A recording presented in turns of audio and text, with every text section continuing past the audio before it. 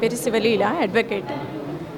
గుంటూరు పశ్చిమ నియోజకవర్గం ఎమ్మెల్యే గౌరవనీయులు శ్రీ గల్లా మాధవి గారు పిలుపు మేరకు ఆమె ఇచ్చిన ఆదేశాల మేరకు తెలుగు మహిళలందరూ కూడా, పశ్చిమ నియోజకవర్గం తెలుగు మహిళా కార్యకర్తలందరూ కూడా వరద బాధితుల సహాయార్థం అందరూ కూడా ముందుకొచ్చి, ఆమె పిలుపు మేరకు అందరూ ముందుకొచ్చి సహాయం చేయడం జరిగింది.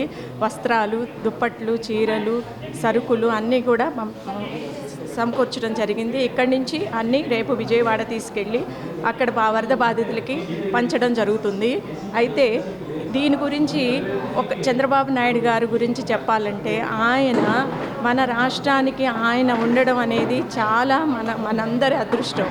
ఆయన ఒక కన్న తండ్రిలాగా వరద బాధితులను ఆదుకొని వాళ్ళకు ఒక భరోసా ఇచ్చి, ధైర్యాన్ని ఇచ్చి, ఆయన 24 గంటలు ఆయన అక్కడే ఉండి రాత్రి పగలు అని తేడా లేకుండా ఆయన పనిచేసి కష్టపడి